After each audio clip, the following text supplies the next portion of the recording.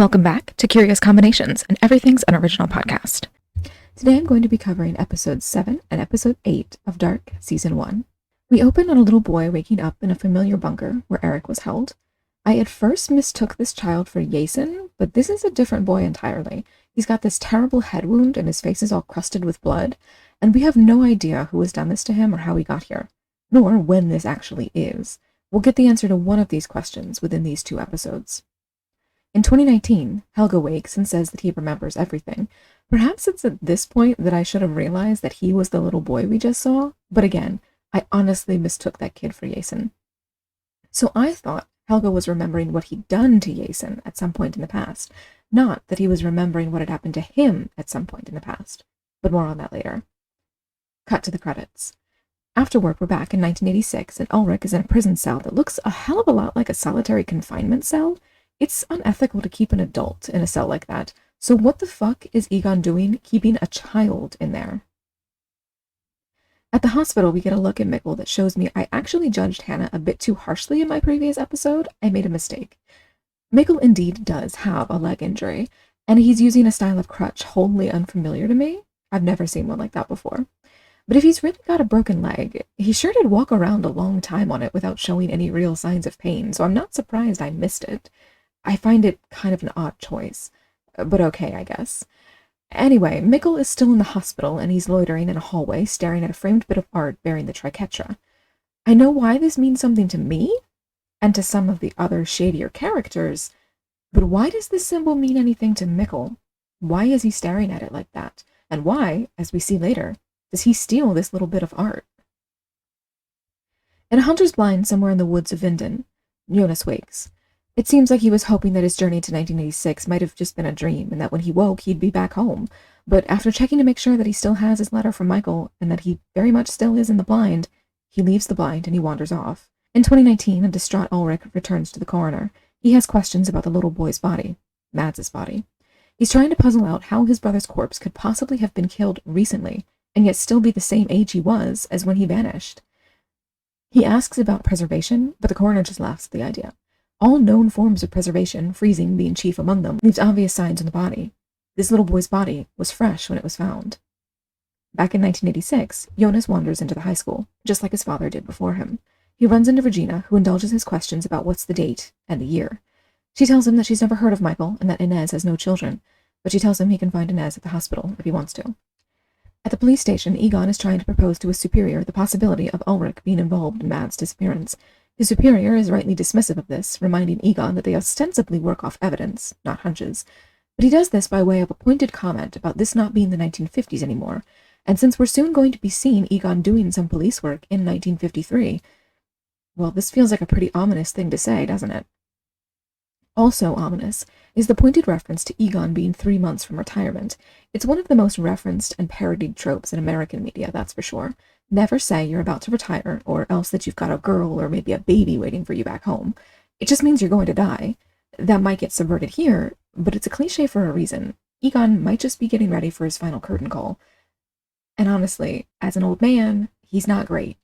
No great loss there. Back in 2019, Ulrich is making his own little madman's wall, except it's all documents spread across the floor in a circle. Seems symbolic, to be honest. At the power plant in the 80s, Egon interviews Helge about the night of Mads' disappearance. He's fishing for information that might justify his suspicions about Ulrich, and so he appears to miss just how suspicious Helge is acting. There are holes in Helge's story that Egon seems to notice, and then discount. They arrange for an interview at a later date, but Helge never makes it. In the future, Charlotte is also at the power plant for police work, and it's here that I have to point out that I made a second error in my previous episode. I really don't know how I managed it, but somehow I got Regina and Charlotte mixed up in regards to Egon. I had been thinking, for at least the past 2, maybe 4 episodes, that Charlotte was Egon's granddaughter, and that she'd followed in his footsteps by joining the police. But no, Regina is Egon's granddaughter, because she's Claudia's daughter, and Claudia is Egon's daughter. How did I manage to mix that up? I truly could not tell you, except, of course, to remind you that there's about 2 million characters here, and that I can't Google anything to double-check myself without the risk of accidentally reading spoilers, which I really don't want to do. So with that said, if I ever do get anything else wrong, and I will, I guarantee it, sooner or later, please feel free to kindly correct me. Anyway, Charlotte finally has her search warrant. Now, I don't know how much this does for her investigation. In America, the way a search warrant works is that it's very specific. A search warrant authorizes the search of a specific locality for a specific purpose, and trying to stretch the limits of a search warrant's authority means a competent defense lawyer will get whatever you find thrown out as evidence during a trial. But this is TV land, and so that little piece of paper seems to give Charlotte the authority to wander aimlessly around the entire plot of power plant land. This show definitely is decidedly bad about portraying the detecting side of the legal system. And with that said, I kind of hope we never get to see it move into the courtroom side of the legal system, because if it's this bad about the detecting, how bad is it going to be about the courtroom? In 1986, Jonas is once again walking in the rain. Egon rolls up on him and, after accusing him of truancy, offers him a ride to the hospital. In 2019, Ulrich calls Charlotte to ask if she knew that Helge skipped out on his interview regarding his whereabouts on the night of Matt's disappearance. Charlotte points out that Helge is a 75-year-old man with dementia in a nursing home, and that he can't have done anything to Eric or Mikkel, but Ulrich is not to be dissuaded. He's convinced that his brother's death and his son's disappearance are the work of Helge, somehow. In 1986, Jonas eludes Egon's probing questions as best he can, except he doesn't seem to know that earbuds are not something that the people of 1986 would recognize, nor are they something that he should be trying to explain to Egon. It's kind of an upsetting moment for me, because it really puts into perspective just how young Jonas is. Jonas was born in a post-9/11 world, and he's now been dumped into the tail end of the Cold War, and I don't even know if he knows that earbuds weren't around in the 80s. I don't recall getting my first pair until sometime in the early 2000s, a few years after those iPod commercials started trying to make them look really cool. But back to Charlotte. She's following tire treads through the woods, having wandered away from the rest of the force, and they lead her to a familiar fence. It's the fence where the man in the wheelchair took Claudia, the place where Claudia rappelled down into a chasm and saw all those barrels of nuclear waste. Back in 1986, Jonas, being an infant, doesn't take Egon's questions about teen Satanism seriously. He just laughs as if it's a joke, and Egon isn't trying to start his own little miniature satanic panic witch hunt with Ulrich as the #1 target. Thankfully, Egon isn't too pissed and simply tells Jonas to make sure his mom takes him home from the hospital, because it's not safe for kids to be walking around town right now. Down in the chasm, Charlotte finds no nuclear waste barrels, but she does find flakes of yellow paint that prove they were there. One wonders if they were moved recently. After all, Alexander surely knew that this was coming, what with Ulrich poking around and trespassing all the time. He might have moved them years ago, sure, or he might have moved them within the last few days. Perhaps that's what he was doing in the middle of the night a few episodes ago, when he was supervising something being loaded into a truck. At the hospital, Jonas is looking for Inez. He asks a nurse to point him in the right direction, and though this nurse is clearly suspicious of him, she still tells him where to look for his young grandmother. In the caves, Charlotte finds a sealed red door. At the old folks' home, Ulrich approaches Helge to ask him questions about Matt's disappearance, but Helge begins to panic as if he's about to have a heart attack and drop dead. All of Helge's dialogue is worrying here, from "it was him" and "I know you" to "I can change it, I can change the past and the future." Ulrich is dragged away, yelling about Mikkel, and Helge repeats the line about changing the past and the future, effectively getting me to focus on it instead of the "it's him" bit. I thought it was fairly obvious that the "I can change it" part was Helge quoting someone, and it's here that I had a truly mad thought. What if he's quoting Ulrich from the past? What if Ulrich travels to 1986 to find Mikkel, just like Jonas did? Like I said, a mad thought, but one that turned out to be true. But I didn't take it far enough. Again, I was very effectively distracted from Helge's "it's him" line upon seeing Ulrich, and I didn't even stop to consider why he suddenly started panicking so badly over Ulrich's presence. Given what we learned in episode 8, this scene is made pretty heartbreaking in retrospect. Helge's panic attack at the sight of Ulrich standing over him and demanding answers is well warranted. Just imagine this scene from this poor old man's perspective. Back in 1986, though, Jonas has found his father. He sees Mikkel and Inez, and then he turns to find the mysterious hooded man, Sans Hood this time, standing right behind him. Jonas is concerned that he's gone completely insane, which is perfectly reasonable, to be honest.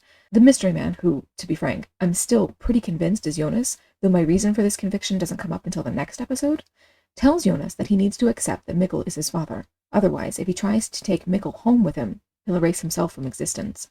The mystery man talks him out of doing so, but it leaves Jonas in tears. At the police station, Charlotte has no choice but to suspend Ulrich for his increasingly unhinged behavior, and of course he shouldn't have been on this case from the very beginning. You can't investigate your own child's disappearance for one very good reason. You are the parent, and you, as the parent, are the #1 suspect. Ulrich again tries to blame Helge, but Charlotte isn't having it. The man's got debilitating dementia, and Ulrich needs to just go home and try to get his head screwed on straight. Honestly, she's kind of right. In 1986, Helga eats a familiar candy bar, Ulrich languishes in a prison cell, and Katerina tries to clear Ulrich's name. Egon isn't having it, though, which isn't wholly unreasonable given the enormous shiner on her face. It's obvious from something she says later that it's her parents who were injuring her, and perhaps that's the reason she was so passionlessly into Ulrich. If she's trying to escape an abusive family home, maybe she sees marriage as the fastest and easiest way out. That was a pretty common mindset in the 80s, honestly, and it still happens now. But back in 2019, Ulrich finally makes it home. He's not been around much, and Katerina isn't especially welcoming, for good reason. She tells him that she knows he was cheating on her, and he assumes that Hannah told, which I think is a pretty good indicator that he doesn't really know who his wife is. She didn't need to be told. She's smart enough to have figured it out. Ulrich, though. Ulrich is dumb. Why deny it when she asked last time if he's just going to immediately fold this time? If you're going to lie, at least commit to the idea. Or how about this one? Just don't lie in the first fucking place. Ridiculous. Anyway, Katerina leaves her husband with some final words. His mother called, wanting to tell him something, and she didn't even ask about Mikkel. Katerina calls her an asshole and departs. In 1986, Jonas watches his mother and father chat in the halls of the hospital and comes to a decision. He's not taking Mikkel home. To be frank, I think this decision is selfish, and it's not the one that I would make. I don't think that I could leave a child in the past. Granted, we're doing a stable time loop here. And so Jonas, being the son of Mikkel who goes into the past, could only have ever made this decision. If Mikkel had stayed in the past to grow up to have the kind of son who would have gone to the past and take him home, Mikkel wouldn't have stayed in the past. It was an impossibility. As long as we're doing stable time loops, it is impossible for Jonas to take his father home. And that, of course, is part of that Netflix mind-bending tag. Time travel is always fairly mind-bending. At Ulrich's mom's house, Ulrich and his mom have a chat about his missing, dead brother. Jana is convinced that Mads is still alive and encourages Ulrich to never give up hope, either for his brother or his son. I fundamentally disagree with her here, but let's not get into that. Honestly, it's a personal thing. Anyone in this situation can cling to or give up hope as they deem necessary. But Jana has a bit more relevant information. She saw an exceptionally suspicious someone, both a week before Mads disappeared and today. A man with a mangled ear. A man who had not aged a day in 33 years. It's Helga, beyond a shadow of a doubt. And somehow, for some reason, traveling through time. We get confirmation immediately. One of our hooded figures, not the kind of pretty one that I think is the older Jonas, but definitely the one we saw dragging Eric's body, approaches the bunker and removes his hood, revealing the 1986 version of Helga. It's unclear what year he's in this scene. It could be 2019, or 1986, or 1953, or some other time entirely. My money's on 1953. At the police station, Eye Patch Guy is helping Charlotte track down any connection that there might be between the cave system and her husband's family's cabin, and she still keeps the poor bastard entirely out of the loop. I feel bad for this dude, and I still need to know what's up with his eye. I still have a sneaking suspicion that it could be an indicator that he's some kind of a villain. Anyway, Charlotte heads out to the cabin and calls her husband, asking about Helga and the cabin's history. She wants to know if Helga lived there in 1986, but Peter doesn't know. He says that Helga had an accident in 1986, a few days from now if we're talking in parallels, and honestly I'm very intrigued by this given what we learn later. On first viewing, I assumed this accident had something to do with his ear injury, but of course that doesn't make sense. Not only do we see him scarred already in 1986, but in the next episode we see the awful origin of his head wounds. So what's this 1986 accident that Peter's talking about? I have no idea. What could it be? Anyway, Charlotte hangs up on her husband, and again, I feel pretty bad for Peter. I'm gonna feel less bad for him if he turns out to be a child killer, obviously. But right now, I'm still going with innocent until proven guilty, and I feel bad for the dude. In the bunker, Charlotte pokes around to look for clues. The lights begin to flicker as Jonas opens the underground door in 1986 and crawls back to 2019. I'm both shocked and relieved that it was so easy for him to come home. But there's a worrisome shot amidst the flickering lights. Mikkel has pulled down that art with the triquetra on it and taken it for himself. When the lights flicker, he gives the art a glance that seems very meaningful. But why has he done this? What does he know? Whatever the answer may be, Helga too finds this flickering meaningful. It draws him from bed, and he sets off into town. Back in the empty bunker, Charlotte finds a piece of familiar childish wallpaper and confirms that this abandoned bunker is the prison bunker we've been seeing all along. That's been obvious, as far as I'm concerned, but Charlotte doesn't have enough information to put two and two together here, though it's a valuable clue nonetheless. In 2019, Jonas emerges from the caves and heads home. The next we see of him is him sitting at his mother's bedside, scaring the shit out of her when she wakes up. And that's well-deserved, if I'm being honest. She doesn't even seem concerned that he was gone for a full day until she sees the look on his face. He's clearly been traumatized, and she doesn't even seem all that curious as to why. He asks her if she believes in fate, and somehow she also doesn't seem concerned by this extremely worrisome question. She does manage to turn it into a sob story about herself, though, making a shitty remark about how it's her fate for men to leave her. Boo-hoo. Jonas tells her his dad must have loved her, and gives her a hug, and she acts so confused and kind of repulsed that it seems as if she's never hugged her child before. And given the neglect we saw in the first episode, ignoring him so Ulrich could fuck her, I think that honestly might be the case. She seems like a really bad mom. In the old folks' home, Ulrich arrives to find Helga fleeing. A quick look through Helga's things reveals one of those 1986 coins on a red string, but Ulrich is distracted from his contemplation of it by Helga's dementia wandering.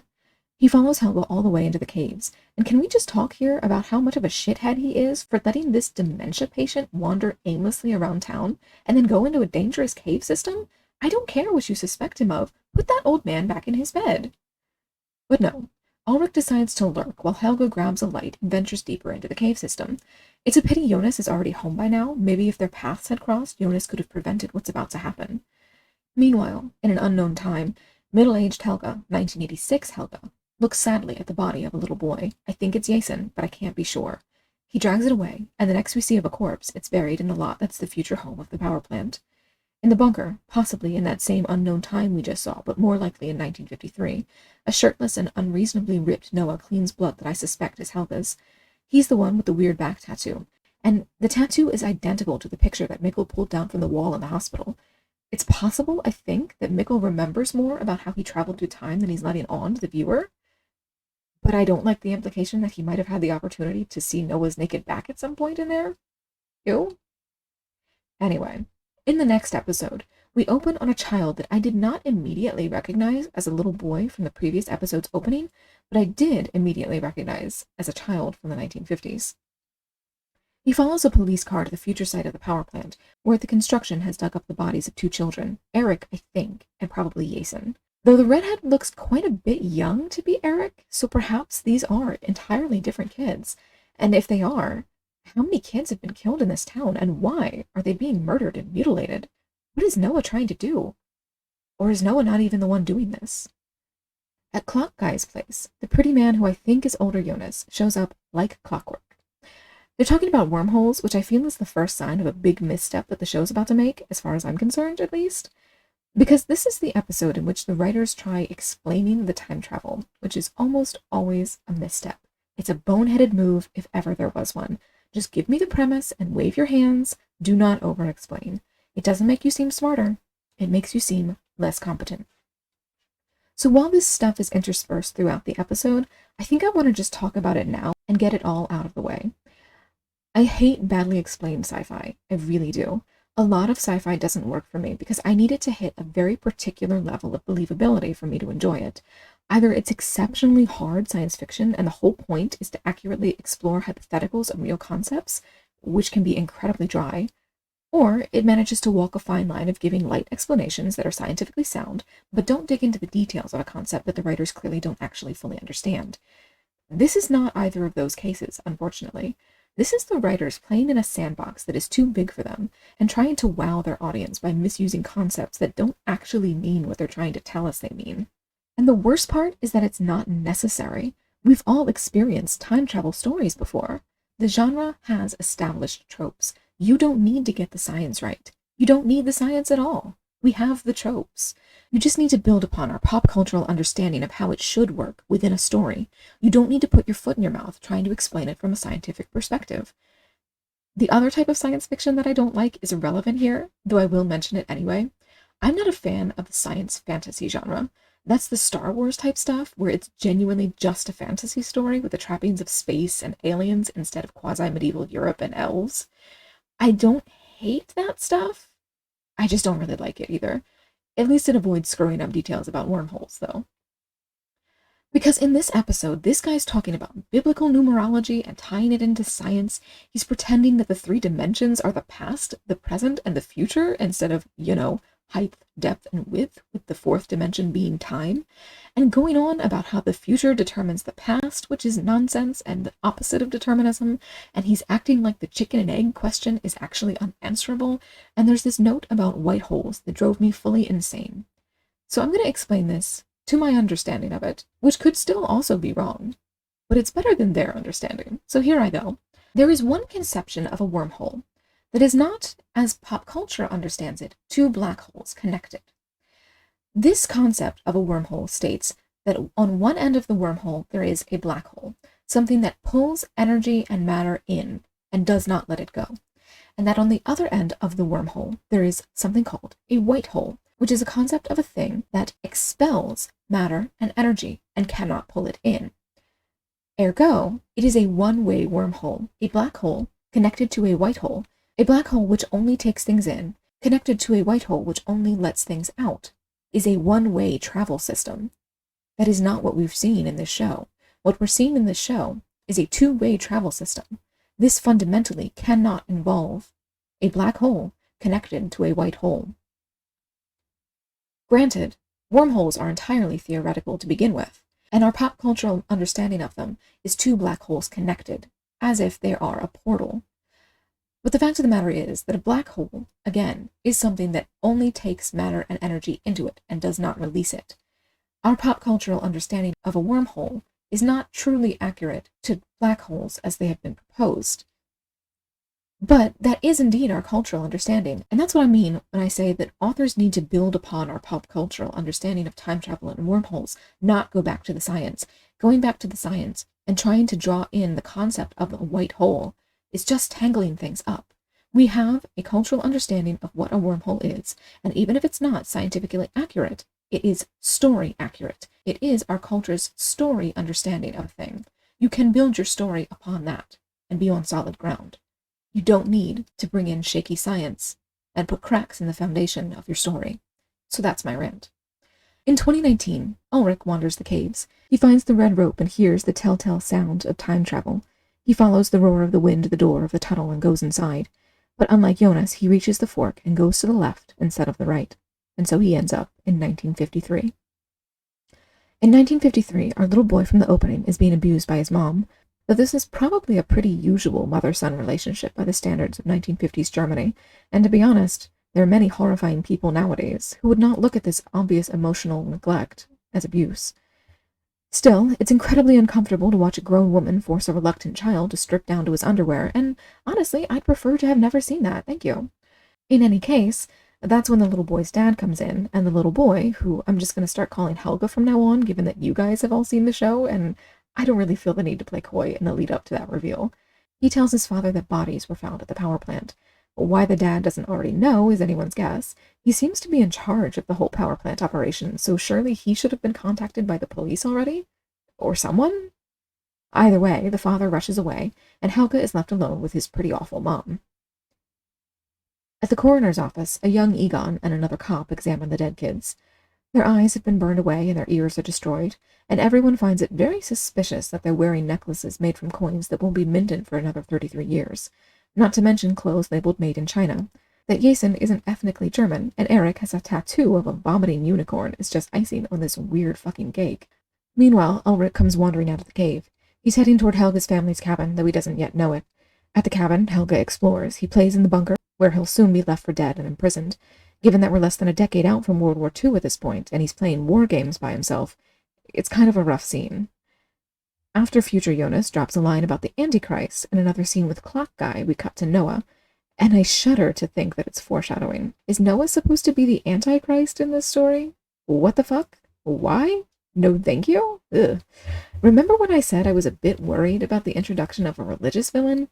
Yeah, I'm getting even more worried now. Elsewhere, Egon is having a philosophical conversation about what makes a person a murderer, which is definitely foreshadowing, giving Ulrich's plotline in the episode. And the use of these two scenes in regards to one another means that the show is positing an answer to the question.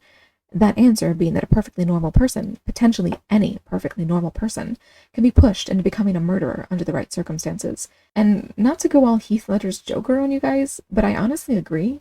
Give any of us the exact right situation, the absolute worst dire straits, or maybe even the perfect opportunity to get away with it. And we will kill a person. Maybe it'll be vengeance, or a moment of passionate hatred, or a break from reality, or an attempt at mercy, or just to achieve some greater good.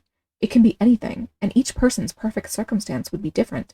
But I honestly kind of think that anyone who doesn't believe they could ever take a human life is kidding themselves. And if you can't dream of any circumstances in which you personally would kill a person, maybe that's just because you're not imaginative enough. I can think of a reason. I think if you put your mind to it, so could you. Either way, Helga is at the cabin when he's attacked by two older boys. One steals from him, and then the older pisses on him. And spoiler alert, in America, this would mean being on the sex offender registry for the rest of your life if Helga reported you. Ulrich runs up, scaring the boys away, and asks if child Helga has seen old man Helga. Then Ulrich offers him some advice. You have to fight bullies to get them to stop, and if they're too big for you to beat, try biting them. It's terrible advice, and it's really devastating how it comes back into play later. When Ulrich wanders away, he ends up wandering into the road and encounters his paternal grandmother, who's apparently new to town, or perhaps returning. Ulrich looks horrified to see his teen father and his middle-aged grandmother, and it's only now that it occurs to him why everyone's dressed like it's the 1950s. What the fuck he thought was going on here, I have no idea. He's kind of a dumbass, isn't he? Back with older Jonas and Clockwork Boy, they're having a conversation about free will and determinism that I think is going to be very important later on in the show. Elsewhere, Ulrich runs into the 1950s version of Clock Guy, who's named Tannhaus or something like that, and whose younger actor bears a striking resemblance to Stephen Colbert. I'm not the only one that sees that, right? He shows Tannhaus a picture of his own elderly self, and of course Tannhaus denies that it's him. He again confirms for Ulrich that this is 1953, and Ulrich struggles with the impossibility of it all. At Claudia's house, Helga appears. She's his math tutor, apparently, and he's obviously been harboring a crush on her for his entire life. While her little mini poodle watches on, and God help this poor dog, we see Claudia meet Tronte for the first time. At least I think it's pronounced Tronte. Maybe Tronte? Something like that. Apparently, he and his mother are going to be staying in Claudia's family's house. Tronte's mother claims that her husband is dead, but given what we see later, I wonder if this is actually true. Back with Ulrich and Discount Colbert. Two little girls enter the shop, and they turn out to be the teen versions of Ulrich's mom and Inez, who eventually adopts his son. This town is so tangled, you guys. Ulrich scares the absolute shit out of them, and honestly kind of intimidated me in the moment, in his quest to wring out information about the bodies found at the power plant construction site, and then he rushes off to confront the police. He leaves his jacket and his smartphone behind. At the construction site, Helga's father tries to give a positive press conference in spite of the active crime scene just a few yards away. When he talks to the police, he accuses the coal industry of planting the bodies to ruin his business. And honestly, it's kind of plausible. If I didn't already know that this wasn't the answer, I'd say it was one of the more believable conspiracy theories I've ever heard. Which isn't like a high bar. But it's a bar that it clears. In the woods, Helga trails along after Claudia and Tronte, and they come to the caves. Claudia, in fact, refers to them as her caves, which could be ominous, but mostly just strikes me as weird. Helga, jealous over the childish attraction between Claudia and Tronte, picks up a stick and entices Claudia's dog, Gretchen, into trying to fetch it from the caves. The dog goes in and does not come back. Even the house was not so unkind. And yes, that is a House of Leaves reference. I wouldn't mention it so explicitly, but as this is not text, I cannot simply put the word house in blue and hope that you get it. Whether Helga meant to hurt the dog is unclear. Either way, he doesn't stick around for Claudia to discover that it's missing. So let me take this opportunity right now to offer everyone listening one very simple bit of advice. Leash your fucking dogs. But it's my property. I don't care. Leash your dog. But he has perfect recall. I don't care. Leash your dog. But he's friendly. I don't care. Leash your dog. Just leash your dog. Period. At the police station, Ulrich makes something of a spectacle of himself, asking Egon about the dead boys in fear that one of them might be Mikkel. He's all up in Egon's face, to the point that Egon is visibly uncomfortable and trying to lean away from him without letting on just how intimidated he is by this obvious crazy person. And when Ulrich asks about Helga, and seriously, just how dim is Ulrich, Jesus, he gets yet another confirmation that this is 1953. Helga's a fucking kid here. Keep up, Ulrich, keep up. At Egon's house, his wife warns him in whispers about their visitors. His wife, by the way, kind of reminds me of Carrie Mulligan, so that's kind of fun. Egon meets Agnes here, or maybe he doesn't, because there's definitely something that passes between them in this moment. Do they already know each other? Please, please don't tell me that he's secretly Tronte's dad or something like that, because that would make Tronte and Claudia into even more incest, And I don't know how much more tangled up these interpersonal relationships can get before I simply combust in confusion. Hopefully, Egon just wants to nail her, which is going to get awkward considering that I think she wants to nail his wife. The scene ends with the kids running in, yelling about the dog, and Egon leaves to try to find it.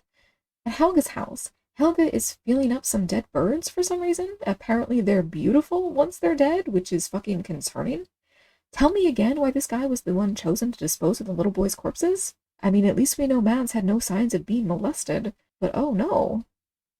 In any case, Ulrich rolls up on Helga and his box of birds, and oh boy, was I not expecting this scene to go where it did. Oh my god. Ulrich sits down with Helga and shows him the 1986 coin on a string, and Helga asks if Ulrich found the man that he was looking for. Ulrich says he did, and Helga says he looks sad, and when Ulrich sees the box of corpses, he asks if Helga killed the birds. Good question. Helga didn't, though. His story about them falling from the sky inexplicably is obviously the truth, but Ulrich isn't swayed. He tells Helga that Helga will kill eventually, and Helga finally realizes that something is wrong with this strange adult man. He bolts, Ulrich grabs him, and Helga bites, just like Ulrich told him to. They run off into the woods, Helga sprinting for the cabin, but he's not a match for a grown man. Ulrich catches him, throws him to the ground, and seemingly kills him by bashing his head in with a rock. It's visceral and it's horrifying, and I really didn't think that Ulrich would go through with it.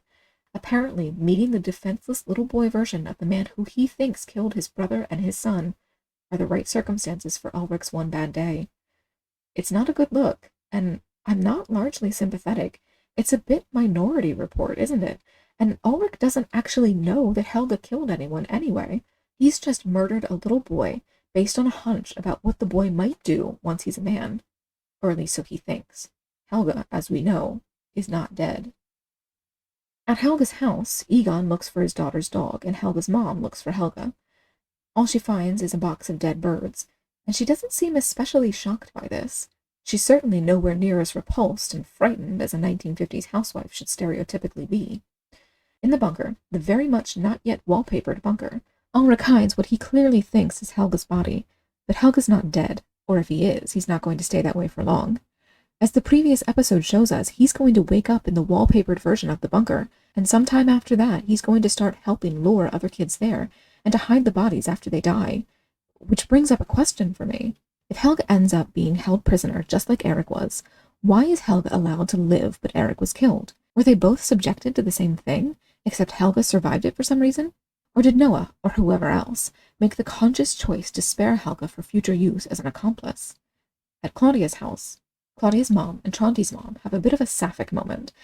And again, I have to say that if Vinton's relationships get any more tangled up and quasi-incestuous, I'm going to lose my mind. Claudia's dad looks like he wants to nail Tronti's mom, and Tronti's mom seems to want to nail Claudia's mom, and Tronti grows up and nails Claudia, and how many levels of this are we going to do? My head is spinning, and it's getting kind of gross. Anyway, Claudia herself sulks over the loss of her dog, and Tronti pulls up his sleeve to reveal a series of cigarette or perhaps cigar burns that could be self-inflicted, but are more likely from his supposedly dead dad. I don't think the man is actually dead. My theory is that they're running from him. Then we see the wall of pictures again, with young actors and actresses matched up with their older counterparts playing the same characters. There's no one included here that we haven't seen, but you can bet your ass I double and triple check to make sure. But the person who's got this wall of pictures, her we sure as shit have not seen. She's got this wild crone or witch type energy going on, and I have no idea who the hell she is, but I am hella interested in her sudden appearance in this story. Is she a counterpart to Noah? Is she opposing him? Or is she another threat? I can't wait to find out. But we end with Tannhaus. His older version, still speaking with probably Jonas, wants him to fix the steampunkish device, which he claims creates a wormhole through which one can travel 33 years into the future, or 33 years into the past. He also claims that the wormhole in the caves was created by, quote, an accident at the power plant a few months ago, which does not at all make sense to me. If the power plant did accidentally create it, who built the doors? Who dug the tunnel? What's the wind all about? And why wouldn't the main passage be the 1986 passage instead of, as far as I can tell from the angles of the forking corridors, the 2019 passage? Now, this may just be camera fuckery, Maybe the camera is making it look as if the three branching pathways are not equidistant from one another, but it truly does appear as if the 2019 passage forks in two directions, not as if all three directions form a proper three-way crossroads with all options being equal to one another. But let's put that aside for now, because what old Jonas says next is a big twist. He doesn't want to create a wormhole with his device. He wants to destroy one, presumably the one that the power plant created. To which I say, fucking why? Couldn't you just bring some dynamite and cause a cave-in? Like, go into the tunnel, light a charge, and blow the tunnel up. Maybe you die, or maybe you manage to safely make it back to your preferred time. Either way, is that not the problem solved? Maybe the wormhole technically still exists, but it doesn't cause a problem if no one can reach it, right? Either way, Tannhaus promptly throws probably Jonas out. Clearly, he doesn't want the wormhole destroyed. But we get that conspicuous line again, the one comparing Vinden to a festering wound, which I find very interesting. I had wondered if that line had something to do with nuclear waste earlier, but now I'm wondering if it's more metaphorical, and maybe that it ties in with just how tangled the relationships are getting. What if Vinden is kind of imploding in on itself through time? What if all the time travel shenanigans and tangled interpersonal relationships are turning into a big tumbleweed because the wormhole is somehow making them spiral out of control?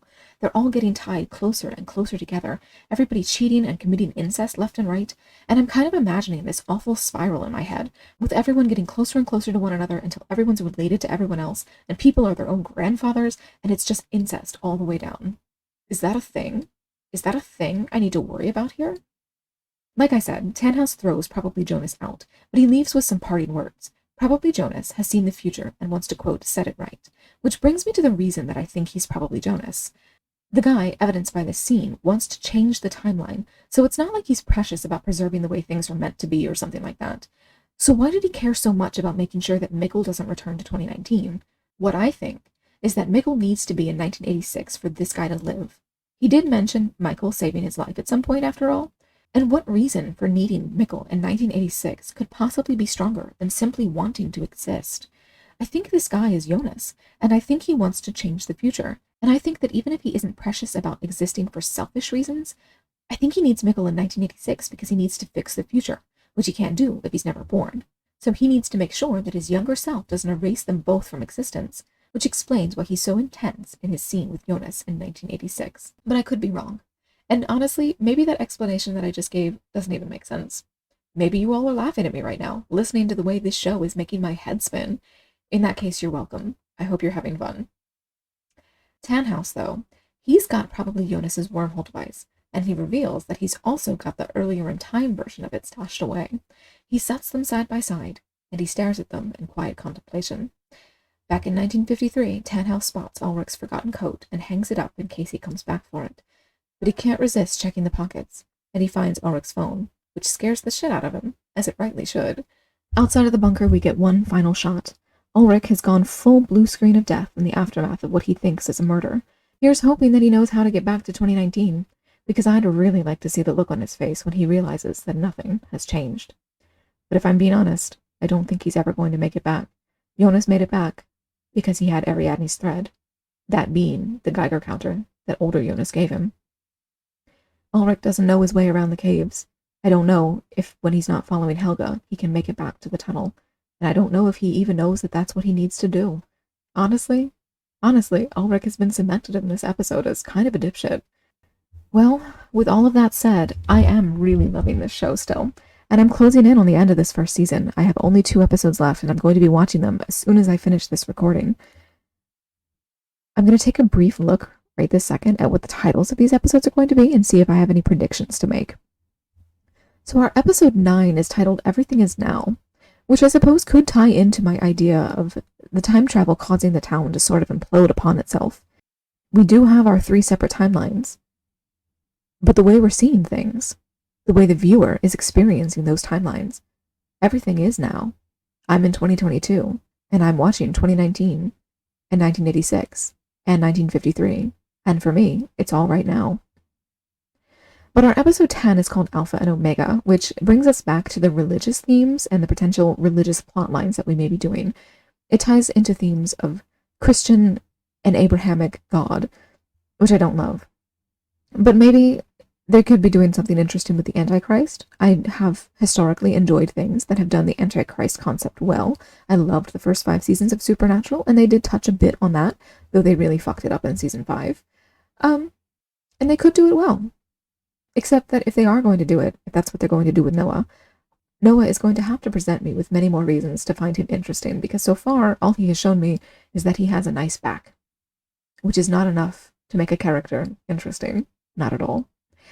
In any case, like I said, I am so excited to watch these last 2 episodes, and of course, I'm very excited to get into season 2 as well. If you are also interested in making sure that I get to watch season 2 as soon as I can, what you're going to want to do is head over to my Patreon, where for $1 per month, you will have access to up to 4 polls per month determining what it is that I watch from week to week, and what it is that I watch from week to week is going to determine what I cover on the podcast. Right now, obviously, I've been covering Dark Season 1, and I hope to get into Dark Season 2 right away, and hopefully, right after that, I'm going to be able to get into Dark Season 3. But what am I going to be watching after Dark? I don't know, and you, for only $1 a month, can help me decide. If you would like to send more than $1 my way, and of course, you don't even have to do that, but if you are interested, and you do have $5 per month to spare, then you can, if you're interested, head over to the Patreon and sign up for the $5 tier, wherein you will have access to all of my reactions, my first-time viewing reactions to everything that I watch, including some movies, and all the shows that I've watched before Dark, which includes things like Squid Game, Bly Manor, Midnight Mass, all kinds of stuff.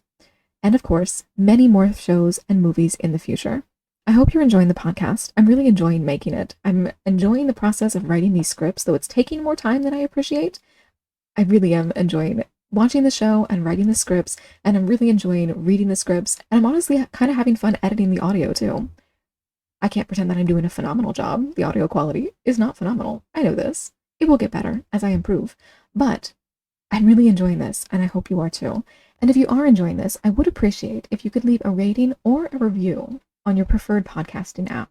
Or, if you don't want to do that, just go tell a friend.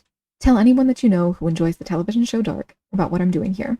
Maybe they'll enjoy the podcast, just like you do. With all of that said, thank you for listening, and I will be back very soon with my coverage of the penultimate episode and the final episode of Season 1 of Dark.